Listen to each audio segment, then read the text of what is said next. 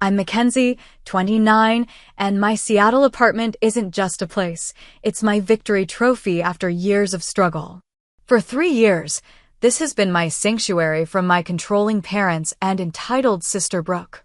Then came that family dinner when Mom and Dad dropped their bomb. Your sister's moving in. Don't make a fuss. Not a question, just a command. They never asked, just packed a truck and showed up at my door. But when it opened, it wasn't me standing there and their faces. Absolutely priceless. If you've ever had family walk all over your boundaries, let me know where you're watching from and subscribe to join me on this wild ride. Let me back up and paint you a clearer picture of my life. I've worked at Horizon Creative for 5 years, finally landing a senior graphic designer position last spring. The promotion came with a decent raise, not enough to afford anything fancy in Seattle's insane housing market, but enough to comfortably cover rent on my 1-bedroom plus office apartment in an older building in Capitol Hill. The hardwood floors creak and the pipes sometimes make concerning noises, but the bay window in the living room sold me instantly.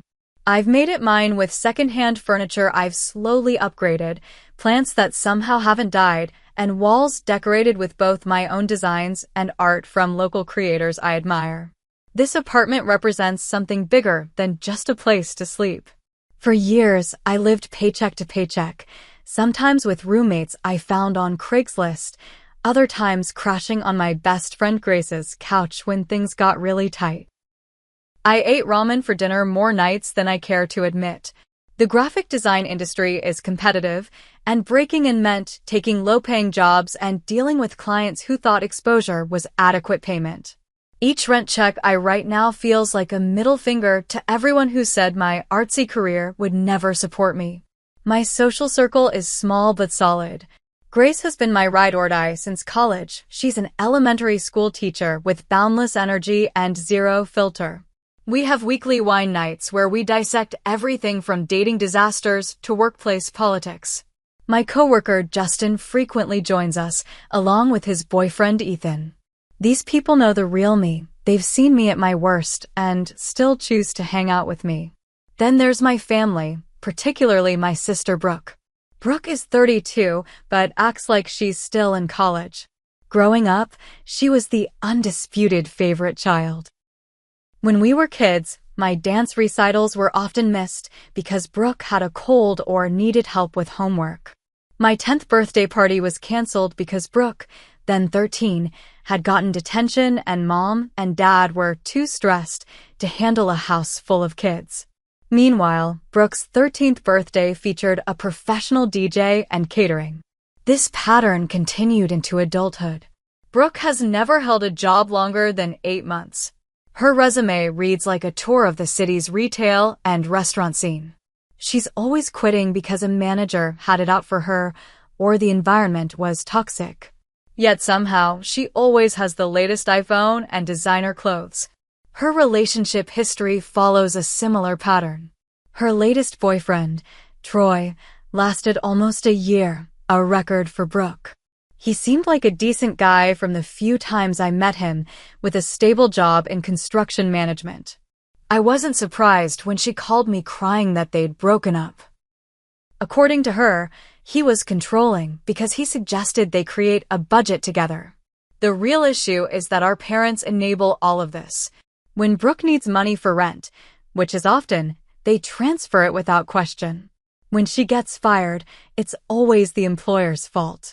My parents, Richard and Karen, raised us in a comfortable suburban home about an hour outside the city. Dad works in insurance and Mom is a part-time school administrator.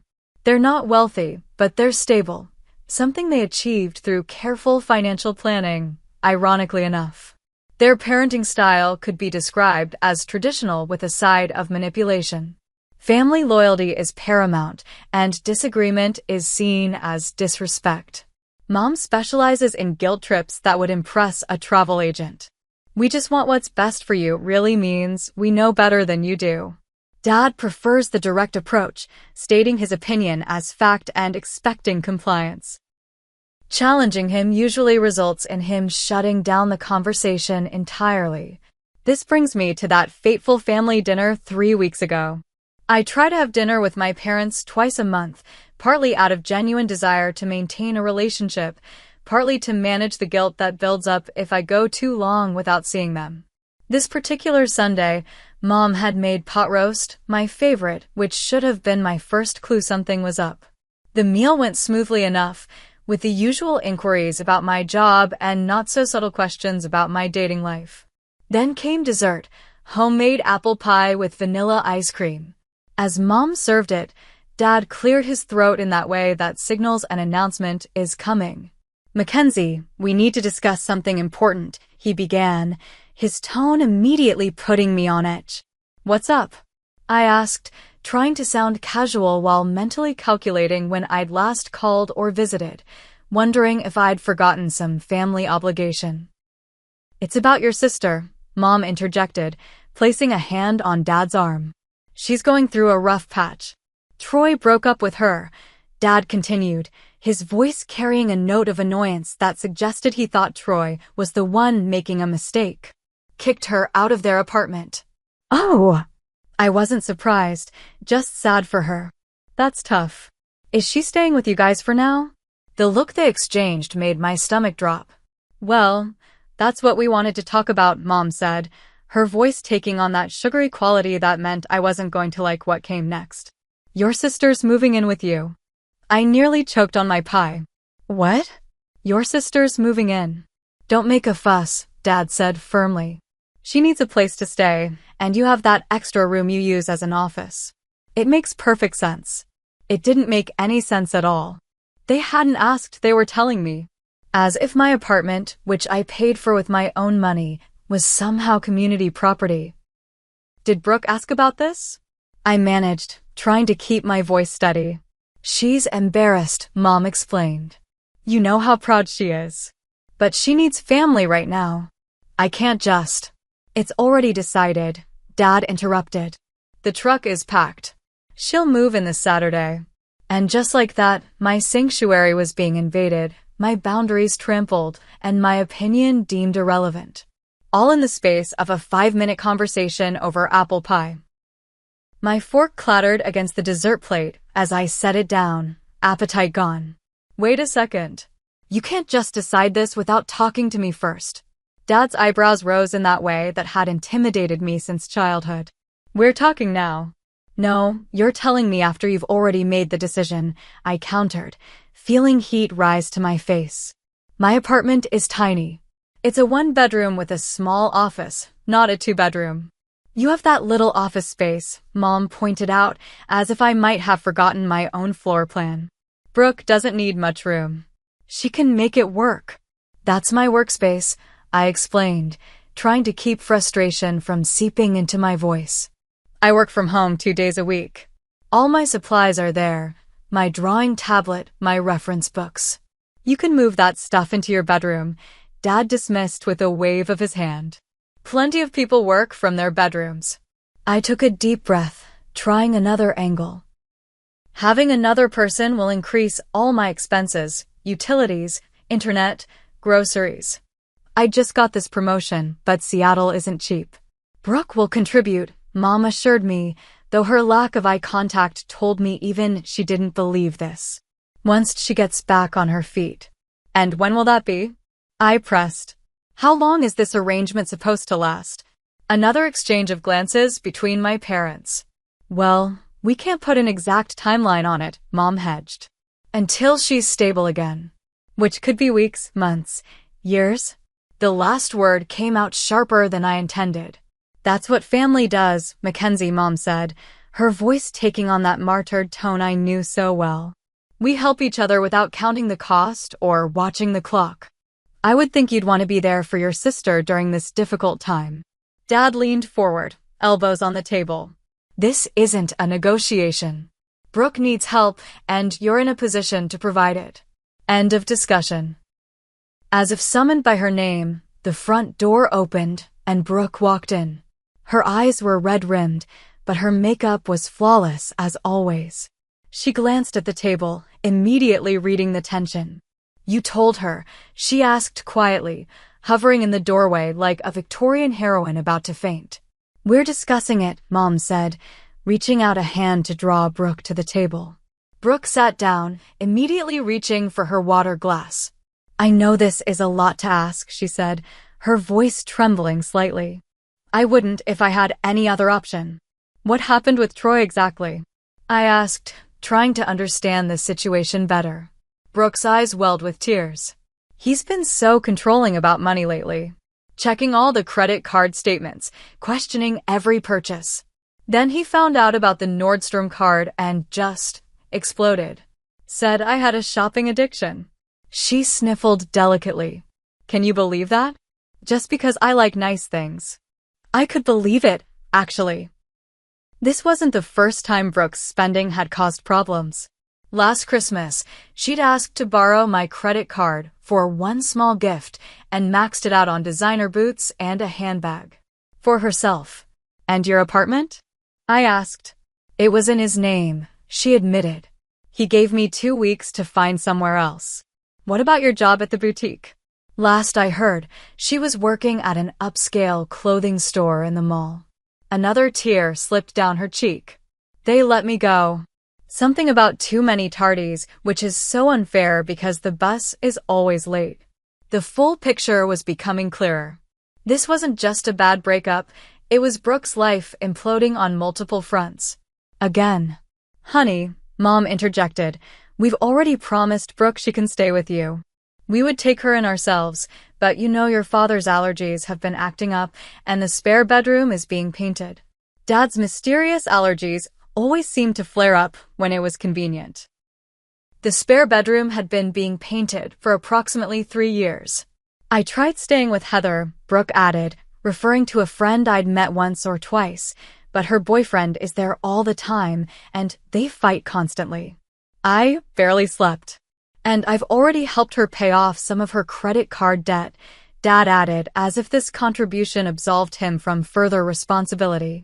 "The rest she'll handle once she's employed again." The walls were closing in.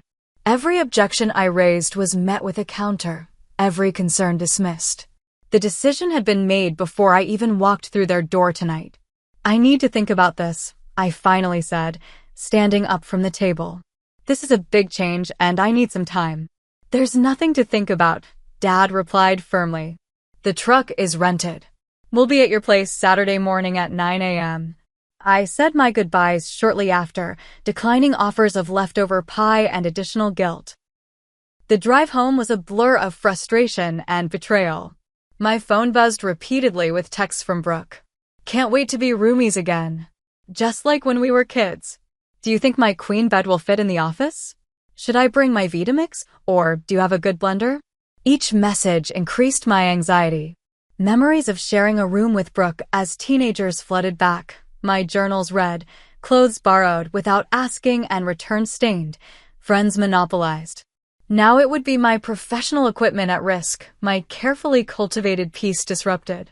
Instead of going straight home, I pulled into the parking lot of Analog Coffee, a local spot I frequented. I needed to clear my head before returning to the apartment that would soon be invaded. The familiar scent of espresso and the low hum of conversation helped ground me as I ordered a latte. "Mackenzie? Is that you?" I turned to see Grace sitting by the window, grading papers. The universe was throwing me a lifeline. "Hey," I said, sliding into the chair across from her. "Mind if I join you?" "Please do. These essays on my summer vacation are melting my brain." She pushed the stack aside. "You look like someone killed your cat. What's going on?"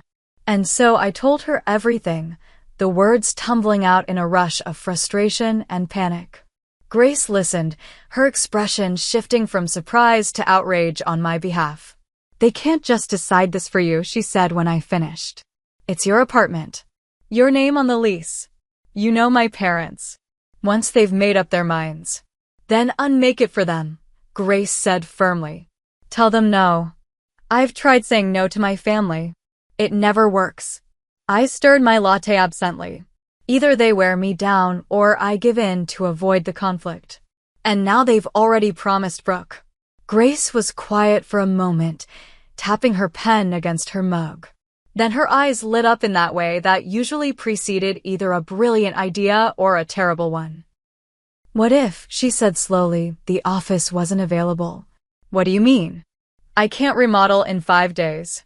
"No, but what if someone else was already using it?" She leaned forward. "My cousin Tyler just moved to Seattle for a job at Amazon. He's staying in an Airbnb while apartment hunting. What if he became your temporary roommate?"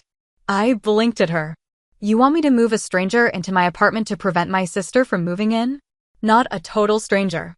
He's my cousin. I've known him his whole life." She pulled out her phone and showed me a photo of a guy about our age with dark hair and glasses. He's quiet, clean, works long hours, and is desperate for a more affordable place to stay while he looks for something permanent. It was a crazy idea. Completely inappropriate. Potentially disastrous. "Tell me more," I said.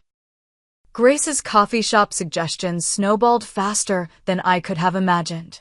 By the next evening, I was sitting across from Tyler at a Thai restaurant near my apartment, conducting what felt like the world's most rushed roommate interview. "I really appreciate you considering this," Tyler said, pushing his glasses up slightly. "The Airbnb prices here are insane, and everything happened so fast with the job offer that I didn't have time to secure housing first." Tyler was tall and lanky with a quiet voice that matched Grace's description of him. He worked as a software developer and had just started at Amazon after relocating from Chicago. Unlike the image of the typical tech bro, he seemed thoughtful and a bit reserved. "Grace speaks very highly of you," I said, picking at my pad thai. "But I should be upfront. This would be a temporary arrangement. The office is small, and while there's a futon that folds out to a full bed, it's not exactly spacious." "That's more than fine," he assured me. "I'm planning to find my own place within a couple of months anyway. I just need time to get to know the neighborhoods and save up for the ridiculous deposits around here." We discussed practical matters: rent. He offered more than I expected: utilities, kitchen privileges, bathroom scheduling. The more we talked, the more reasonable the idea seemed. Tyler worked long hours and mentioned he often stayed late at the office. He wasn't much of a cook, but was scrupulous about cleaning up after himself. He didn't party, had no pets, and his main hobby was reading science fiction novels. "I should also mention," I said, lowering my voice slightly, "the real reason I need a roommate quickly is complicated. My sister was supposed to move in this weekend. My parents decided this without asking me, and I'm trying to prevent that from happening." Instead of the judgment I half expected, Tyler nodded understandingly. Grace mentioned something about family pressure.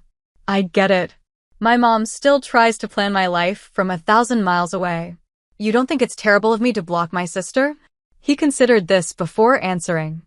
"I think it's your apartment and your life. Sometimes family doesn't understand boundaries." By the end of dinner, I had a new temporary roommate. Tyler came by the next evening to see the apartment, and by Wednesday, just 3 days after that fateful family dinner, he had moved in his essentials: clothes, laptop, books, and not much else. The office transformation happened quickly. I consolidated my work materials, moving my drawing tablet and most important supplies to a corner of my bedroom. It wasn't ideal, but it was workable for the short term. Tyler helped rearrange the furniture to maximize the small space, and by Wednesday night, the office had become a functional if compact bedroom. Meanwhile, my phone continued to buzz with messages from my parents and Brooke. I responded vaguely, neither confirming nor denying Saturday's moving plans.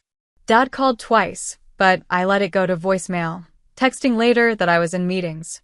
I knew I was only delaying the inevitable confrontation, but each day gave Tyler more claim to the space. "You'll have to tell them eventually," Grace pointed out during our Thursday wine night, which we'd relocated to her apartment to give Tyler some space. "I know," I sighed, refilling our glasses. "I'm planning to call them tomorrow night. I just needed to get everything settled first." "How's it going with Tyler? Any red flags?" I shook my head. "Honestly, he's the perfect roommate so far.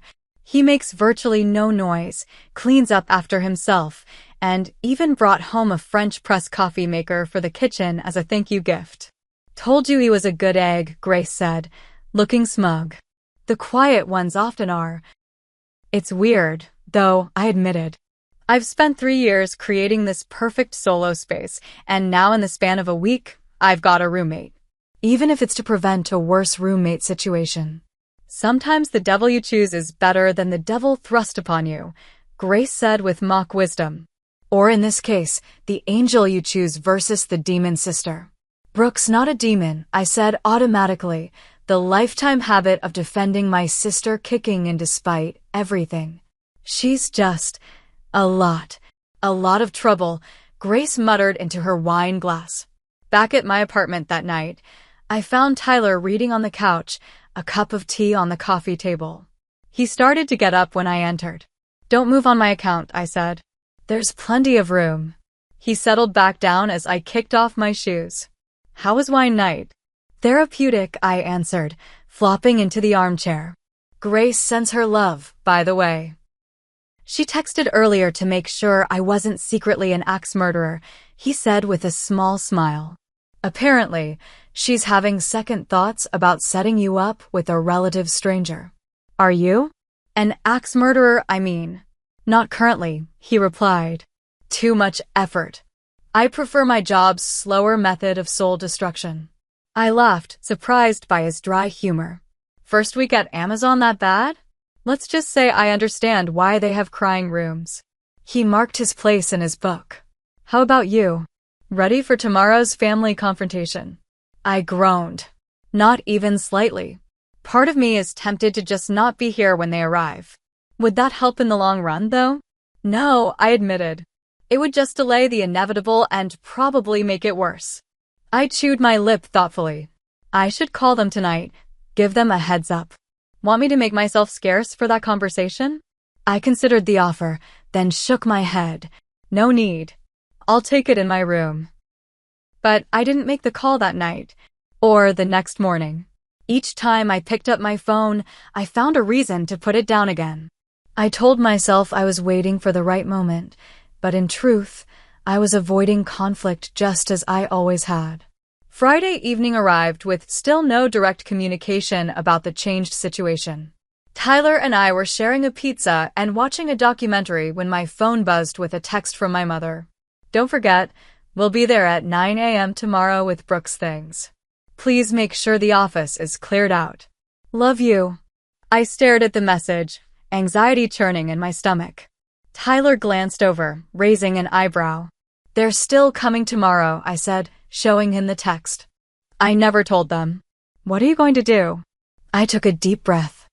I guess I'll be having an unexpected family reunion in the morning. Do you want me to be out for that?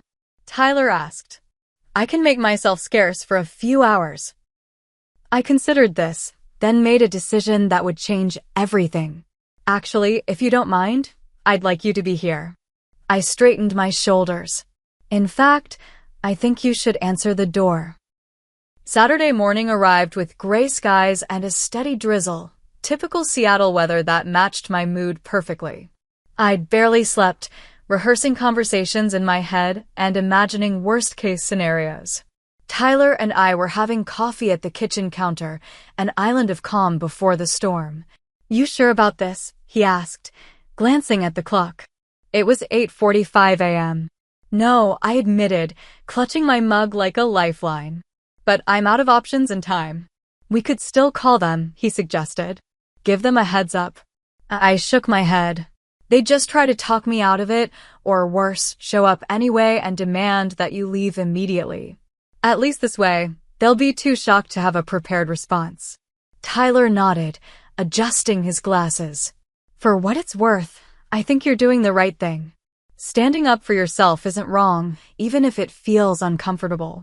The doorbell rang at 8:52 a.m., earlier than expected. My heart jumped to my throat. They're early, I whispered unnecessarily, panic rising.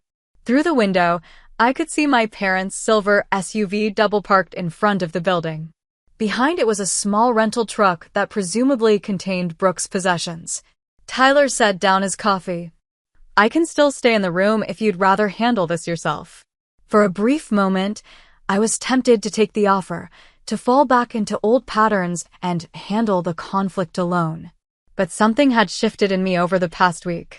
Perhaps it was the realization that I'd found the courage to take control of my space in a different way, or maybe it was the simple fact of having an ally present. No, I said firmly. Answer the door. Tyler nodded and walked calmly to the entrance while I positioned myself just out of immediate sight in the kitchen.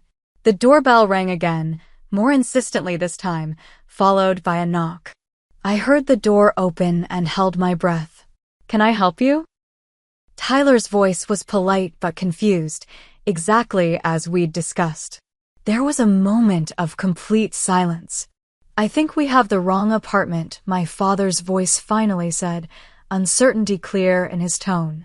We're looking for Mackenzie Wilson. This is Mackenzie's apartment, Tyler confirmed. I'm Tyler, her roommate. Another beat of silence, followed by my mother's voice. Roommate? There must be some mistake. We're her parents. This is her sister, Brooke.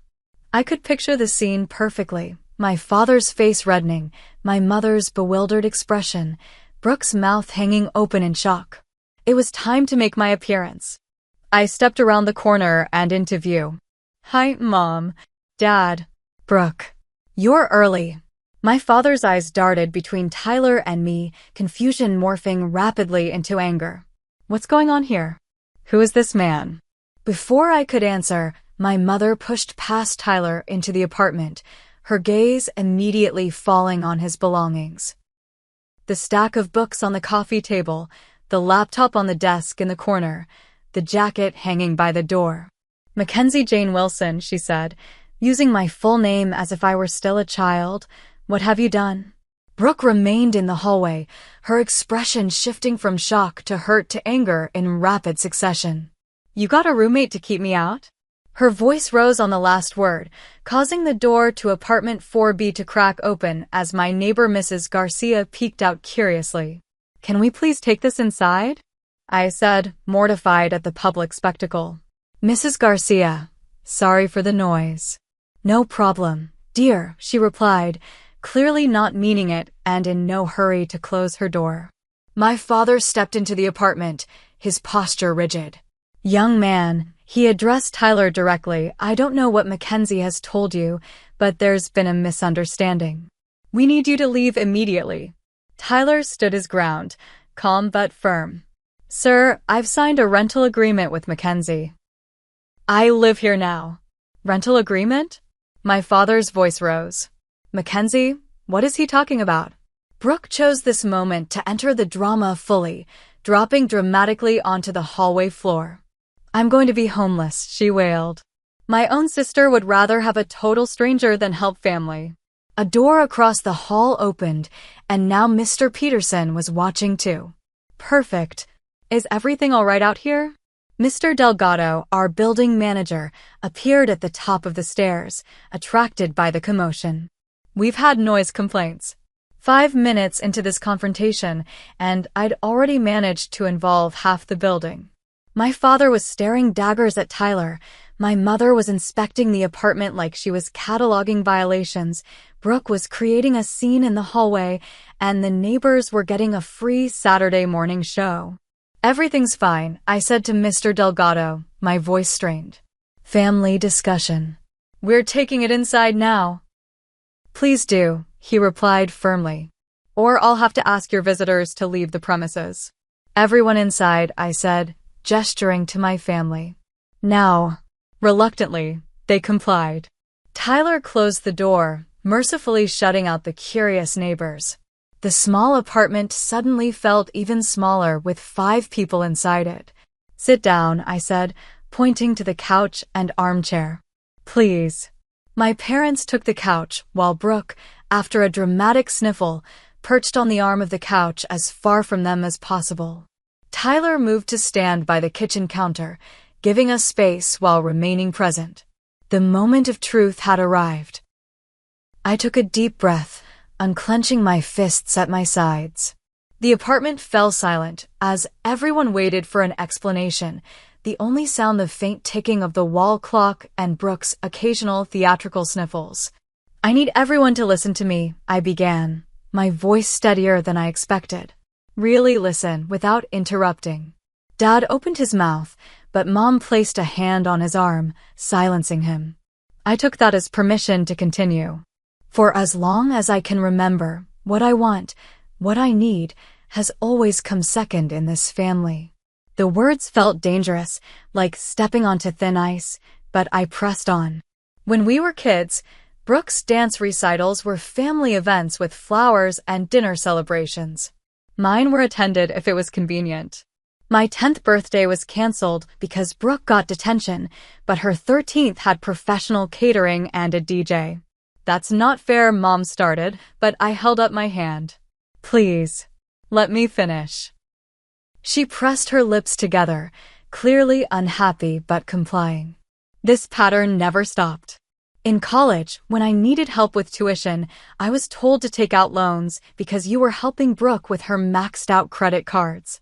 When I graduated and was living on ramen to make rent, you were paying Brooke's security deposit on her 3rd apartment in 2 years. I turned to look directly at my sister.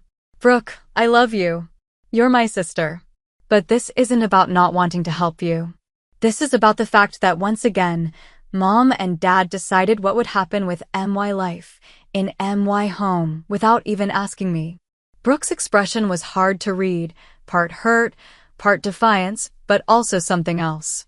Something that looked almost like understanding. "I have worked incredibly hard for this apartment," I continued. "I saved for months for the security deposit. I painted it myself. I bought furniture piece by piece when I could afford it. This is the first place that has ever been truly mine, and I have the right to decide who lives here." I gestured toward Tyler, who was standing quietly by the counter. "This is Tyler. He's Grace's cousin and my new roommate. He moved in 3 days ago." "You did this deliberately," Dad said, his voice low with anger. "To shut out your sister."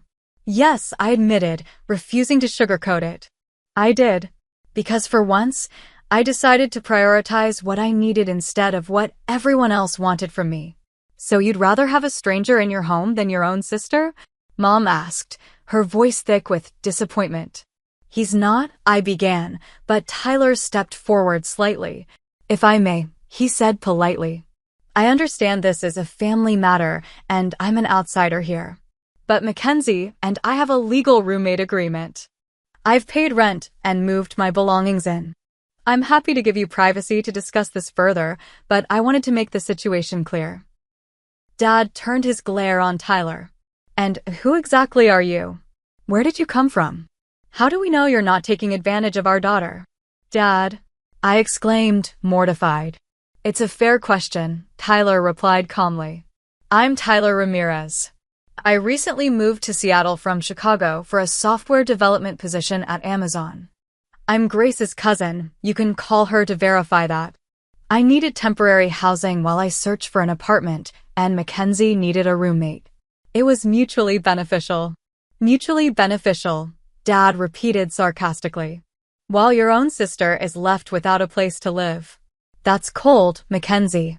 I didn't raise you to be so selfish." The word selfish hit me like a slap. How many times had I heard that when I tried to set even the smallest boundary? When I couldn't babysit Brooke's goldfish because I had a final exam. When I couldn't lend Mom my car because I needed it for work. When I couldn't co-sign Brooke's lease because my own credit was still recovering from student loans. "It's not selfish to have boundaries," I said quietly. "It's not selfish to expect to be asked rather than told.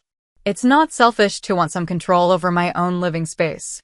"We're family," Mom said, as if those 2 words trumped all other considerations. "Family helps family." "I would have helped," I replied, "if you had asked. If you had respected me enough to have a conversation instead of an announcement. If there had been any consideration of what this would mean for my life and work." An uncomfortable silence fell over the room. Tyler shifted slightly, then spoke again. "I think I'll step out for a bit, give you all some privacy to talk." He looked at me. Text me when you'd like me to come back. I nodded gratefully, and he slipped out the door, leaving me alone with my family. The apartment felt both emptier and more pressurized without his calming presence. As soon as the door closed, Brooke stood up. "Well, this is just perfect," she said, tears welling in her eyes. "My little sister hates me so much she'd rather live with a total stranger." "I don't hate you, Brooke," I sighed, suddenly exhausted. "This isn't about you, not really." "It sure feels like it's about me," she shot back. "Where am I supposed to go now?" "The truck is rented. All my stuff is packed. You could stay with Mom and Dad," I suggested. Dad's allergies seemed to come and go conveniently. Dad's face reddened. "Now wait just a minute." "No, she's right," Brooke interrupted, surprising all of us. She turned to our parents. "Why exactly can't I stay with you? The spare room has been being painted for 3 years now?" Mom looked flustered. "Well, your father's allergies have been particularly bad lately, and—" "That's bullshit," Brooke said flatly. "Brooke," Mom gasped. "Language." "No, I want to know," she pressed, suddenly animated in a way I hadn't seen before. "Why push me onto Mackenzie? Why not help me yourselves?" Dad and Mom exchanged uncomfortable glances. "We thought," Dad began, then stopped. "You need to learn independence, Brooke. You're 32 years old. You can't keep bouncing from crisis to crisis expecting others to catch you." I blinked in surprise. This was not the direction I had expected this conversation to go. "So your solution was to force me on Mackenzie?" Brooke asked incredulously. "How exactly does that teach me independence?" "We thought," Mom tried again, "you and your sister could support each other. She's always been so responsible, and you could help with rent." The truth dawned on me slowly, then all at once. "You weren't trying to help Brooke by sending her to me," I said quietly. "You were trying to help yourselves. You're tired of bailing her out, but you feel too guilty to cut her off completely. So you thought you'd make her my responsibility instead." The silence that followed confirmed my suspicion. For the first time, I saw my parents not as the all-powerful authorities of my childhood, but as flawed, tired people who had run out of solutions. Brooke laughed, a short, bitter sound. "Wow. So nobody actually wanted me. That's just great." She turned away, wiping at her eyes, and I felt a surge of sympathy despite everything. For all her drama and self-centeredness, this had to hurt. "I'm going to wait in the car," she said, voice thick with tears. "Figure out what you're doing with my stuff." She walked out, closing the door with surprising gentleness behind her. The three of us remaining sat in uncomfortable silence for a long moment. "We were trying to do what's best for everyone," Mom finally said, her voice small. "By making decisions for everyone without consulting them," I replied. "That's not doing what's best. That's doing what's easiest." Dad sighed heavily, suddenly looking older than his 58 years. "We've supported Brooke through 3 evictions, 5 job losses, and more relationship drama than a soap opera. We're exhausted, Mackenzie. We thought maybe if she had your influence." "So you volunteered me for the job without asking," I finished for him. "Because it's easier to steamroll me than to set boundaries with Brooke." Neither of them denied it. "I'm not going to be your solution," I said firmly. "I love you both, and I love Brooke, but I won't set myself on fire to keep everyone else warm. Not anymore." Dad stood up abruptly. "We should go. Figure out what to do with the truck and Brooke's things." Mom followed his lead, gathering her purse. "This isn't like you, Mackenzie. The daughter I raised would never let her sister struggle." The guilt trip was so predictable I almost laughed. "The daughter you raised is standing right here, Mom. I'm just finally speaking up for myself." They left with minimal goodbyes, the atmosphere thick with disappointment and unresolved tension. As the door closed behind them, I sank onto the couch, emotionally drained but also experiencing a strange, light feeling I eventually recognized as relief. The confrontation I'd feared for so long had happened, and I was still standing. The apartment was still mine. And for perhaps the first time in my adult life, I had set a boundary with my family and held it, despite the guilt and pressure. I was about to text Tyler when there was a soft knock at the door. Thinking he might have forgotten his key, I opened it without checking the peephole. Brooke stood there alone, eyes red but dry. "Can we talk?" she asked quietly. "Just us." I hesitated for just a moment before stepping aside to let Brooke in. She entered cautiously, as if she were now a guest rather than the entitled sister who had expected to move in without invitation. "Mom and Dad left?" I asked, closing the door. She nodded. "They're sitting in the car, probably plotting their next move." A ghost of a smile crossed her face.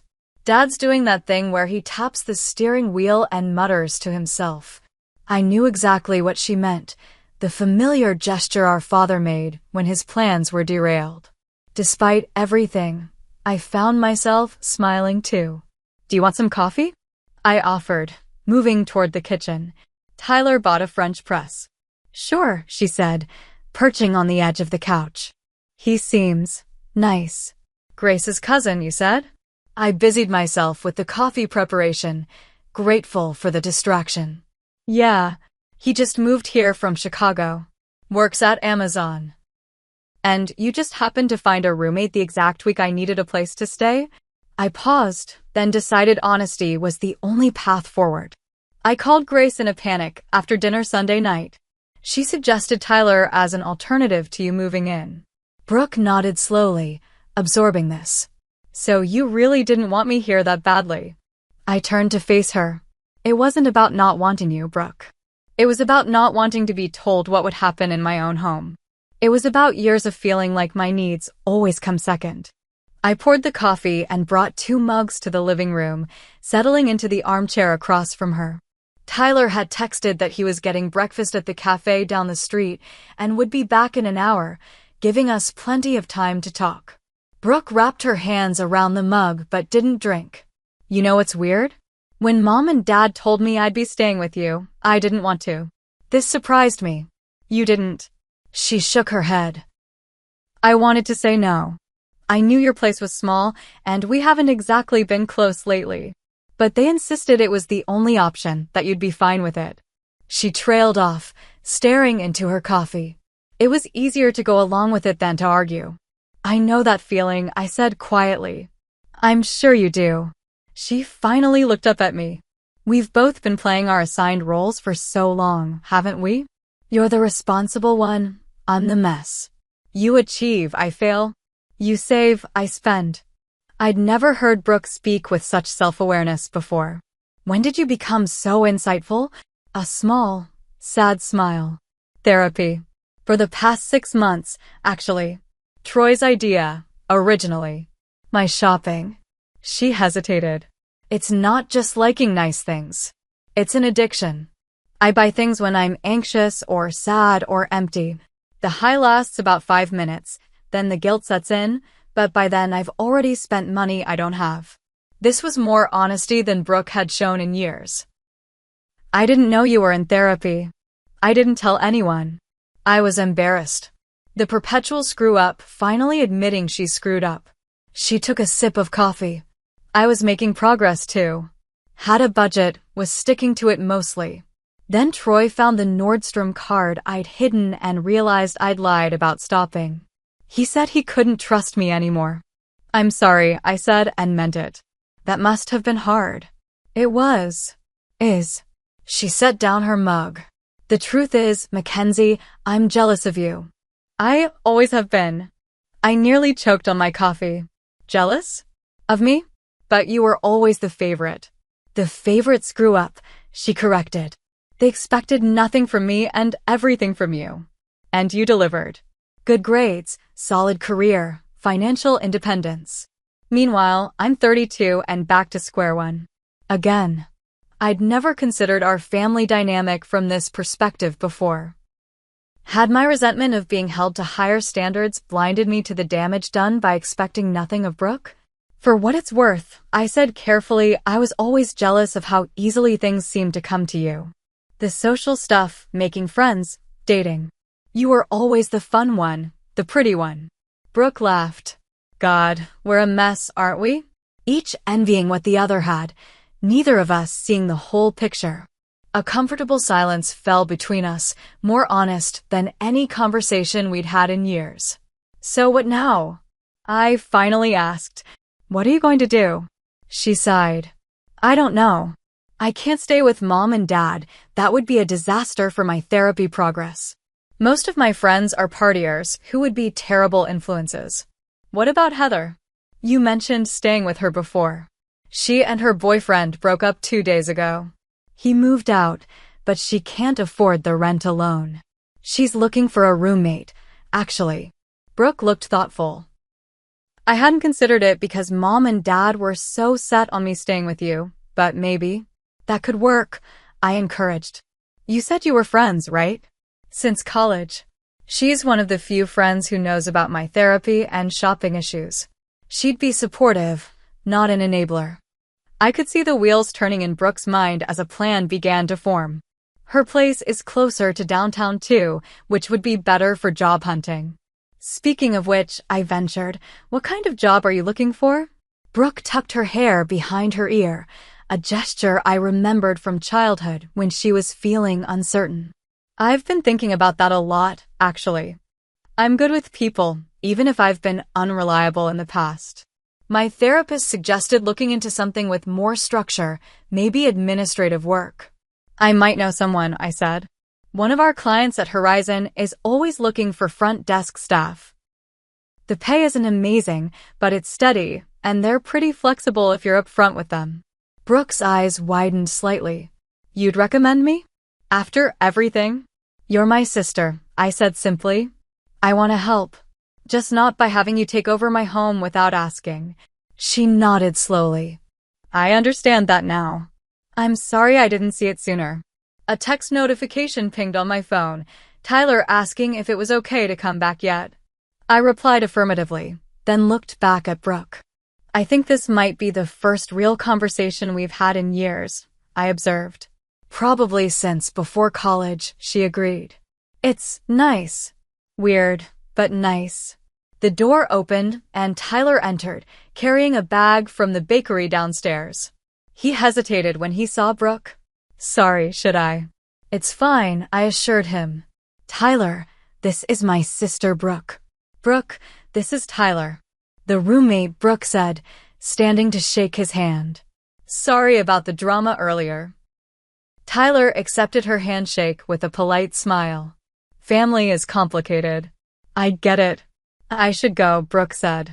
Mom and Dad are probably wondering what's taking so long, and we need to figure out what to do with all my stuff in the truck. Let me know about Heather, I said. And I'll email my contact at Meridian Publishing on Monday about that position.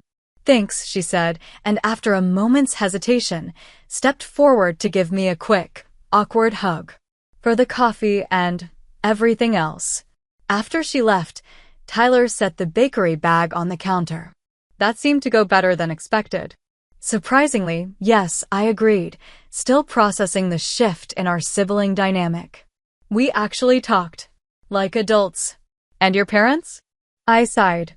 That's going to take longer. They left angry and disappointed. Mom's probably already drafting the guilt trip text messages. True to prediction, my phone buzzed with a message from my mother less than an hour later. I hope you're happy with your decision. Brooke is devastated. Call when you're ready to apologize. I showed it to Tyler, who winced sympathetically. Classic guilt technique. One of her specialties, I agreed, putting the phone away without responding. It would have worked on me a week ago. And now? I considered the question. Now I'm sad they're upset, but I'm not going to apologize for setting a boundary. The next few days established a new pattern. Tyler and I settled into a surprisingly comfortable roommate routine. He was often gone before I woke up and worked late most evenings, but we established a habit of sharing coffee on weekend mornings. He was tidy, respectful of my space, and unexpectedly easy to talk to once his initial reserve faded. Brooke texted to let me know she was moving in with Heather temporarily, and I followed through by connecting her with my contact at Meridian. To my surprise, she landed an interview within days. My parents maintained radio silence except for a terse group text announcing that Sunday dinner would be postponed until further notice. It hurt, but I recognized the tactic for what it was, an attempt to make me come crawling back, apologizing for my selfishness. Instead of giving in, I used the opportunity to work with my newly found therapist, prompted by seeing how therapy had helped Brooke, to examine the family patterns I'd accepted for so long. Our sessions helped me understand that my parents' controlling behavior and my habitual compliance weren't simply personality traits, but a dysfunctional system that had shaped all our relationships. By the third week after the confrontation, Brooke had started her new job at Meridian and reported cautiously positive progress. "The structure helps," she texted. "Having set hours and clear expectations. And I opened a savings account that's harder to access than my checking. Baby steps." It was Grace who finally broke the stalemate with my parents by inviting all of us, including Tyler, to dinner at her apartment. "Neutral territory," she explained when I questioned her motives. "And I'll be there to referee if needed." To my surprise, my parents accepted. As did Brooke. And somehow, on a rainy Saturday evening a month after the confrontation, we found ourselves seated around Grace's dining table, the atmosphere tense but civil. "This is delicious, Grace," my mother said, breaking an awkward silence. "Did you make the sauce yourself?" "Tyler did. Actually," Grace replied, nudging her cousin with her elbow. "He's the chef in the family." All eyes turned to Tyler, who looked embarrassed by the attention. "It's just marinara. My grandmother's recipe." "It's very good," my father said stiffly, the closest thing to approval he'd shown all evening. The conversation limped along through dinner, carefully avoiding any mention of the conflict until Brooke, of all people, addressed the elephant in the room. "So, are we going to talk about what happened, or just pretend everything's normal while radiating awkwardness?" Mom's fork clattered against her plate. "Brooke, please." "No, she's right," Dad said, surprising all of us. He set down his napkin and looked directly at me. "We owe you an apology, Mackenzie." I nearly dropped my water glass. In 29 years, I could count on one hand the number of times I'd heard my father apologize for anything. "Your mother and I have been doing some thinking," he continued. "And some talking with a professional." He said the last word as if it tasted strange in his mouth. "You're seeing a therapist?" I couldn't keep the shock from my voice. "Family counselor," Mom clarified quickly. "Just a few sessions. Pastor Jim recommended it."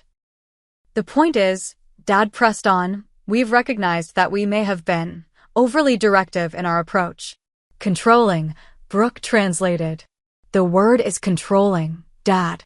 He frowned but didn't dispute it. "We thought we were doing what was best for both of you. Pushing Mackenzie to be responsible, protecting Brooke from consequences. But we can see now that we've done neither of you any favors." "We love you both so much," Mom added, her eyes glistening. "We never meant to hurt either of you." "We know that," I said softly, reaching across the table to touch her hand. "But impact matters more than intent sometimes." She nodded, squeezing my hand. "We're trying to learn that. It's not easy to change at our age." "Tell me about it," Brooke said with a wry smile. "I'm having to unlearn 3 decades of bad habits." The tension in the room had eased, replaced by something tentative but hopeful. We weren't fixed, not by a long shot, but we were talking. Really talking, perhaps for the first time. As I looked around the table, at my sister with her new determination, my parents with their halting attempts at change, Grace with her satisfied smile at seeing her plan work, and Tyler, the catalyst who had unknowingly set this whole transformation in motion, I felt something shift inside me. The anger and resentment that had fueled my stand against my family was mellowing into something more sustainable, a quiet, steady conviction in my own worth and boundaries. We had a long way to go, but for the first time, it felt like we were all walking in the same direction. 3 months after that fateful Saturday when a stranger opened my door instead of me, my life has transformed in ways I never could have predicted. Tyler, initially a temporary solution to a family crisis, has become a permanent roommate and one of my closest friends. His quiet presence and unwavering respect for boundaries helped me recognize what healthy relationships actually look like. We've settled into a comfortable routine of shared meals, occasional movie nights, and a mutual understanding that sometimes we both need space. I've even introduced him to some of my coworkers, expanding both our social circles. Brooke has surprised everyone, perhaps herself most of all. After starting at Meridian Publishing, she received her first performance review with no tardiness or absences, a personal record. She and Heather signed a year-long lease on their apartment, and Brooke has maintained her therapy appointments consistently. She still struggles with her shopping impulses, especially during stressful periods, but now she texts me when she feels the urge instead of surrendering to it. Last week, she proudly showed me her savings account balance, modest, but growing steadily. My parents have been the slowest to change, which is understandable. Decades of established patterns don't transform overnight, but they're trying in their way. The family counseling sessions continue, and they've made visible efforts to respect my boundaries. Sunday dinners resumed after a 6-week hiatus, now with new ground rules. No unsolicited advice, no criticism disguised as concern, and most importantly, no decisions made for others. The first dinner was awkward, with Mom visibly biting her tongue several times and Dad retreating into silence when uncomfortable topics arose. But each gathering has gotten progressively easier. Last Sunday, Dad actually asked for my opinion on his retirement investment strategy instead of telling me what I should do with my own finances, a small step that felt monumental. My own healing journey has been more internal, but no less significant. Through therapy, I've begun to recognize how avoiding conflict had become my default mode, even outside my family.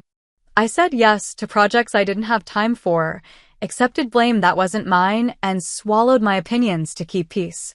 Learning to stand firm without aggression or apology has transformed not just my family relationships, but my professional life as well. Last month, I negotiated a proper raise instead of accepting the initial offer with gratitude, something the old Mackenzie would never have dared. What I've come to understand is that true family, true connection of any kind, must be built on respect for each other's autonomy. The idea that family means sacrificing your needs for others is a harmful myth that serves no one. My parents thought they were showing love by solving problems for us, but they were actually preventing us from developing the skills to solve our own problems. Brooke thought she was being loved when she was actually being infantilized. And I thought being a good daughter meant compliance, when what my family really needed was my honest voice. Sometimes the most loving thing we can do is to let people face the consequences of their choices. It's not cruelty, but respect for their capacity to grow. When I refused to let Brooke move in, it wasn't rejection, but an opportunity for her to find her own solution, which she did, one that has served her better than our parents' plan ever would have. The irony isn't lost on me that my parents' attempt to force their solution actually catalyzed positive change for everyone involved. Their unwelcome truck parked outside my building that rainy Saturday morning didn't deliver what they intended, but it delivered exactly what we all needed. A crisis that forced us to confront patterns too long ignored. I look around my apartment now, still my sanctuary, though differently configured with Tyler's books mingling with mine on the shelves, and feel a peace that comes not from avoiding conflict, but from surviving it. From standing in my truth and discovering that relationships that can't withstand honesty aren't relationships worth preserving in their current form. The journey continues, of course. Old habits resurface, especially in moments of stress. Mom still occasionally slips into guilt trip mode. Dad still struggles to express vulnerability. Brooke still has days when the shopping apps call her name, and I still sometimes find myself swallowing words I should speak. But now we recognize these patterns when they emerge, and that recognition alone is powerful. If you're facing similar struggles with family boundaries, know that standing firm isn't selfish. It's often the most loving choice you can make, both for yourself and for those who need to grow. Have you ever had to set a difficult boundary with family? How did it change your relationships? Share your experiences in the comments below, and don't forget to like and subscribe if this story resonated with you. Remember, sometimes the hardest conversations lead to the most healing outcomes, and the most uncomfortable growth leads to the most authentic connections. Thank you for witnessing my journey, and I wish you courage on your own path to healthy boundaries and genuine relationships.